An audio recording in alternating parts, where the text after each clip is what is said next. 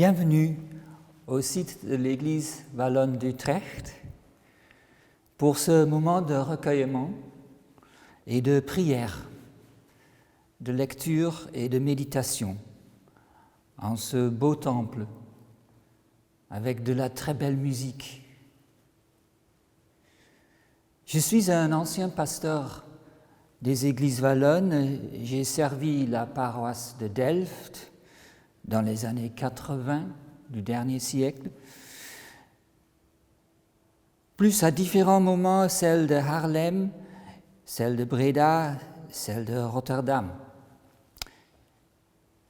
Je sers actuellement dans une paroisse néerlandophone de la PKN, dans un petit village dans le Achterhoek, derrière Zutphen.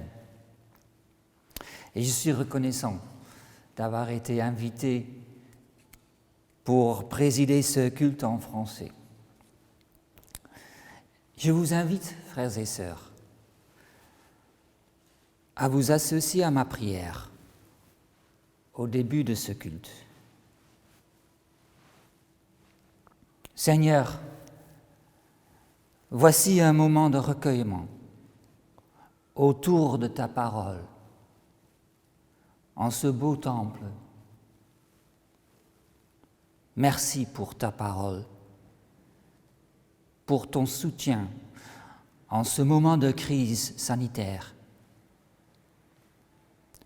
Envoie ton esprit ce matin pour nous illuminer et nous guider dans nos pensées et dans nos prières.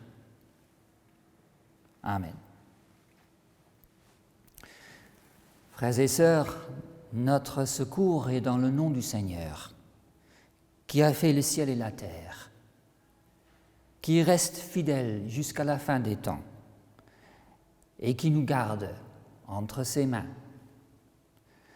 Grâce, joie et paix vous soient données de la part de Jésus-Christ, à travers le Saint-Esprit, qui nous est envoyé par Dieu le Père. Amen. Nous écoutons maintenant, frères et sœurs, l'évangile du jour, l'évangile Matthieu au chapitre 9, le verset 35, jusqu'au chapitre 10, le verset 15. Jésus parcourait toutes les villes et les villages, enseignant dans les synagogues, prêchant la bonne nouvelle du royaume et guérissant toute maladie et toute infirmité. Voyant la foule, il fut ému de compassion pour elle, parce qu'elle était languissante et abattue, comme des brebis qui n'ont point de berger. Alors il dit à ses disciples, « La moisson est grande, mais il y a peu d'ouvriers.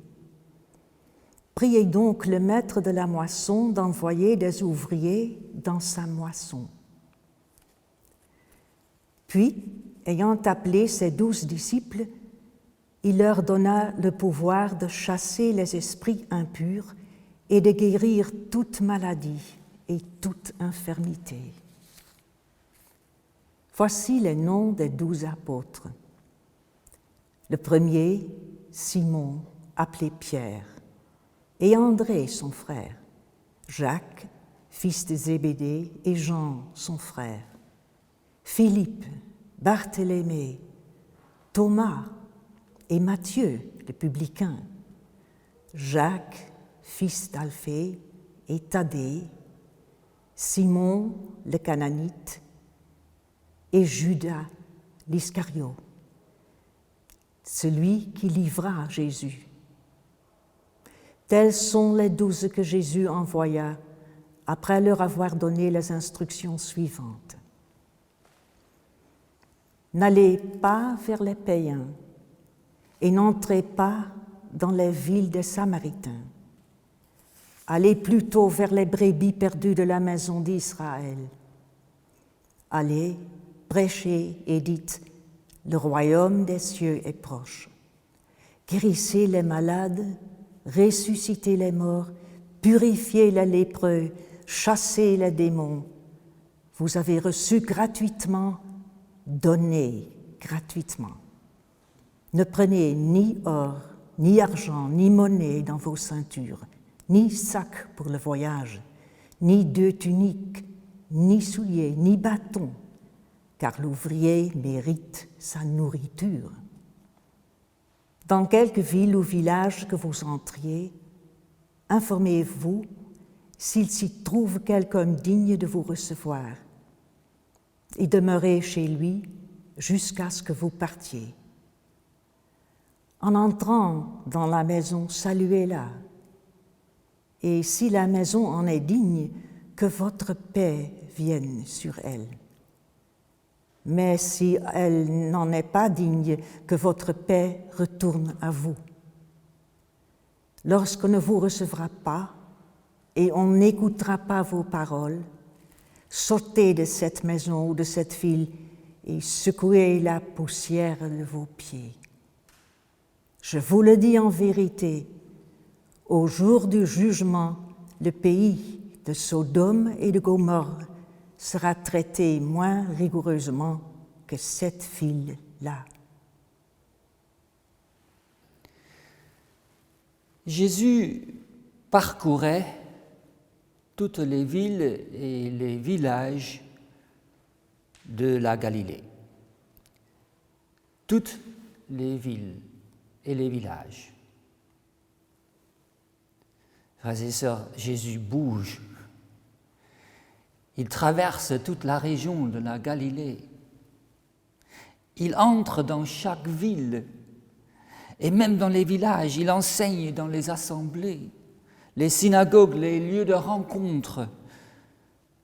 Dans chaque ville ou village, il y en a au moins un.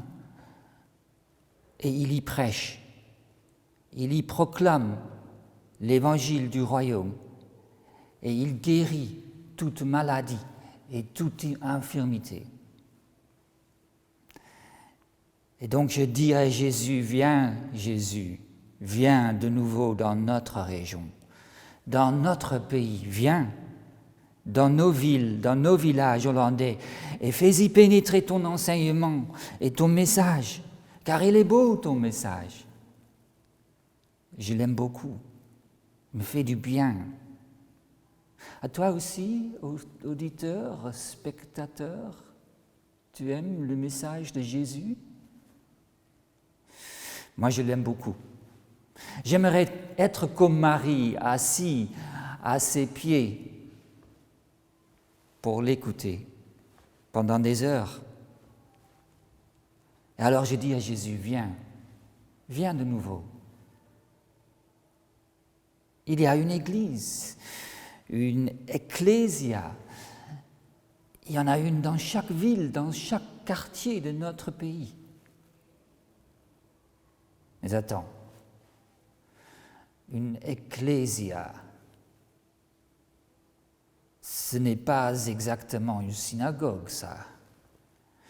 Une synagogue, c'est une assemblée de gens au centre de la communauté, un lieu de rencontre, tandis qu'une ecclésia,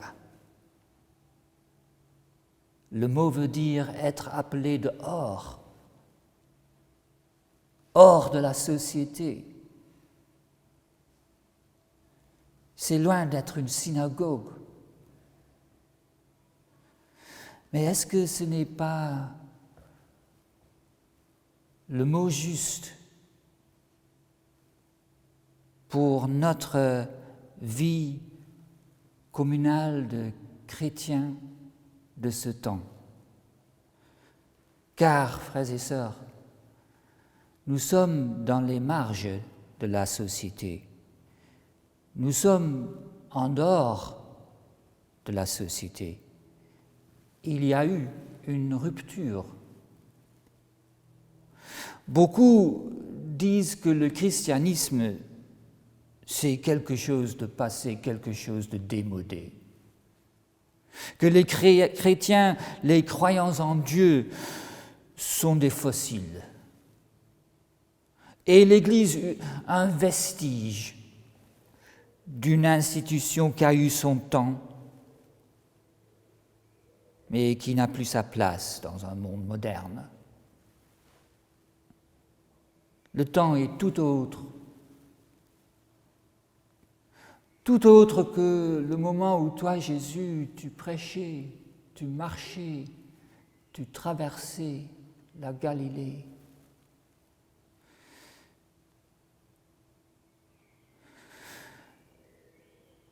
Ce moment-là, où tu vivais, c'était, je dirais, un kairos. Kairos, mot grec,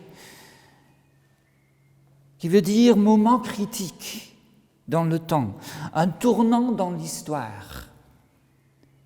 Seigneur, lorsque tu prêchais, on s'attendait à la fin du monde. Et la tension était haute. Et ça pouvait arriver à tout moment. Le moment où tout allait basculer.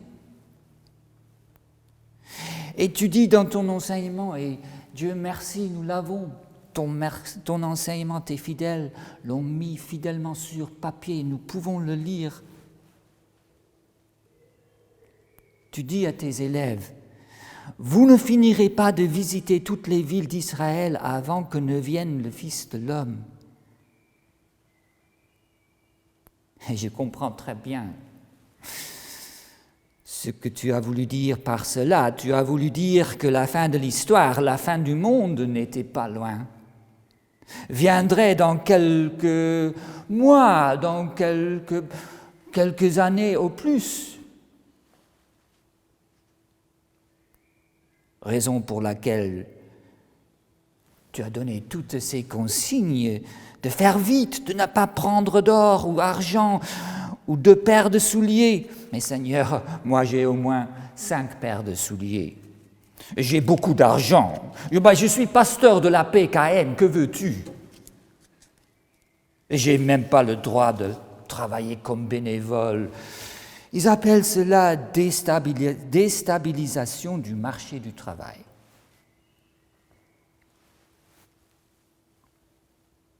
C'est que, voilà, 2000 ans sont passés et tu n'es pas venu.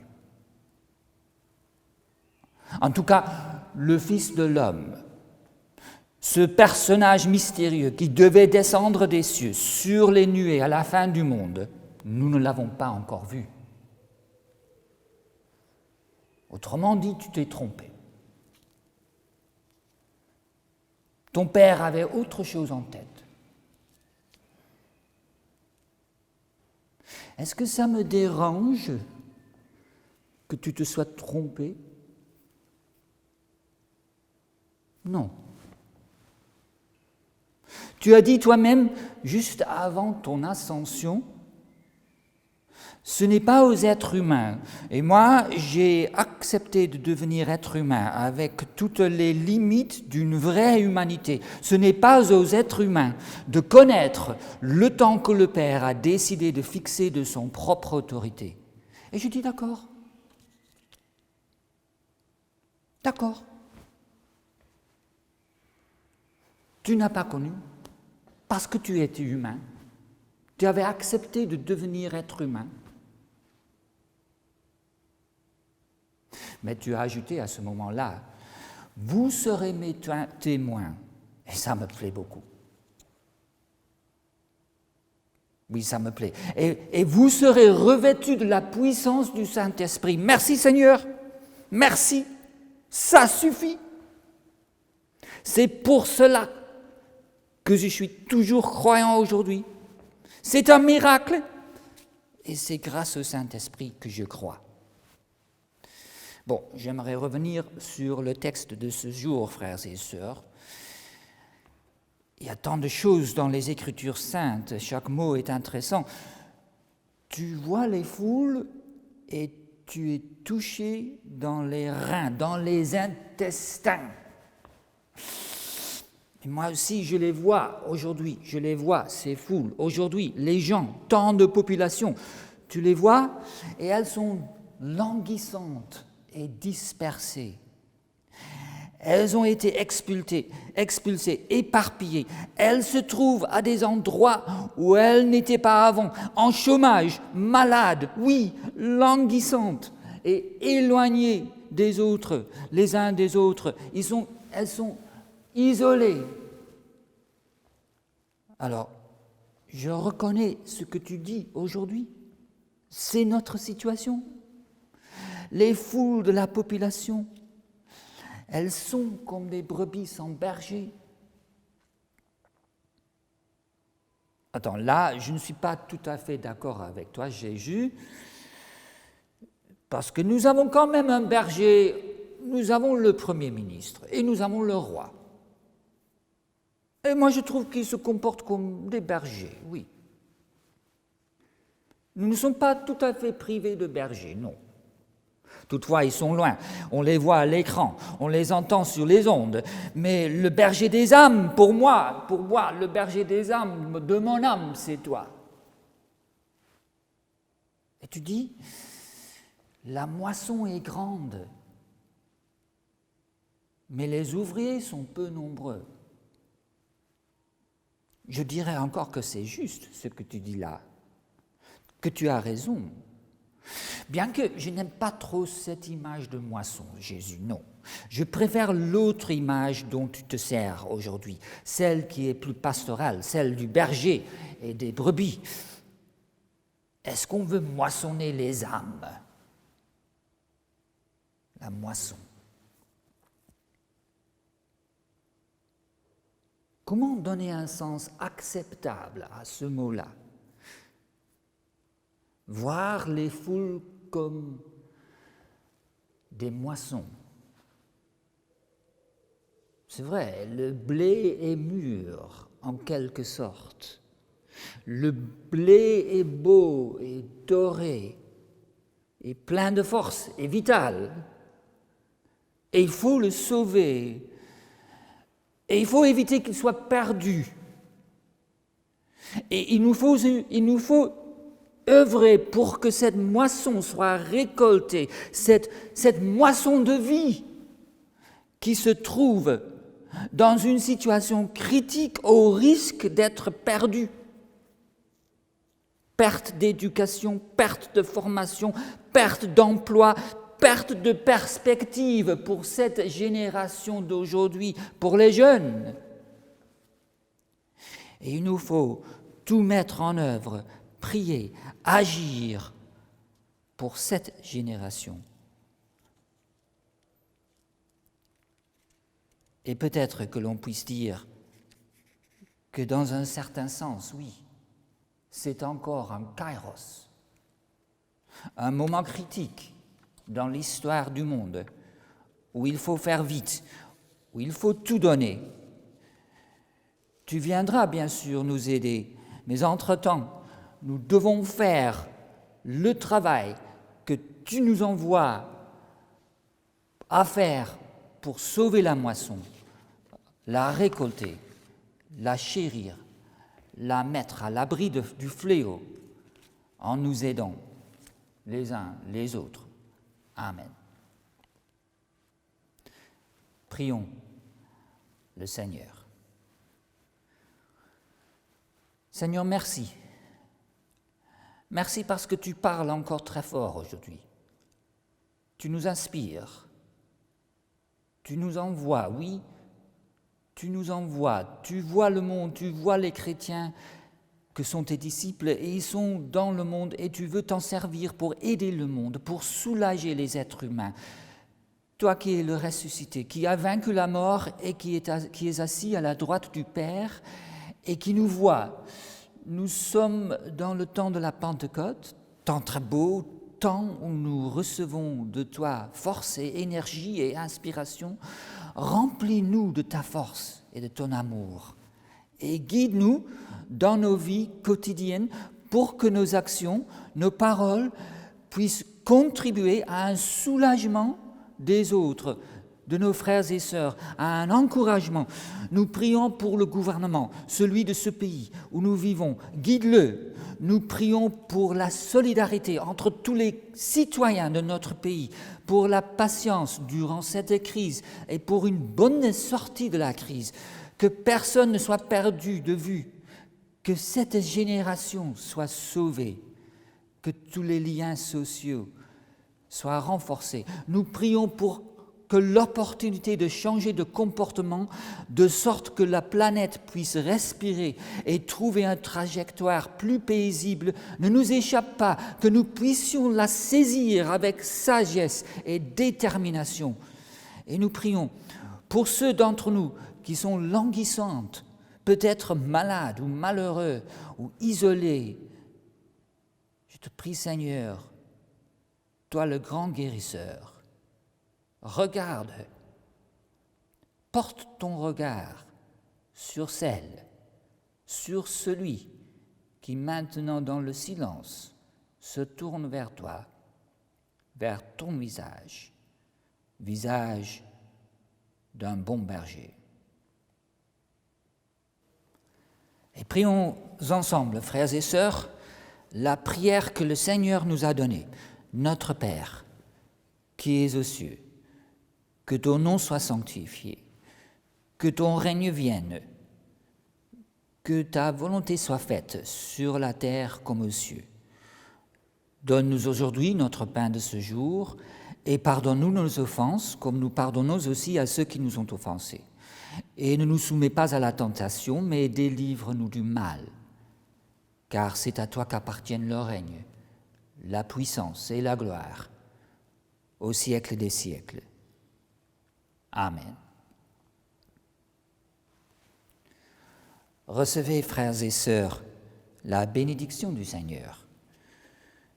Que le Seigneur vous bénisse et vous garde. Que le Seigneur fasse rayonner son visage sur vous et vous apporte sa grâce. Que le Seigneur fasse luire son visage sur vous et vous donne la paix. Amen.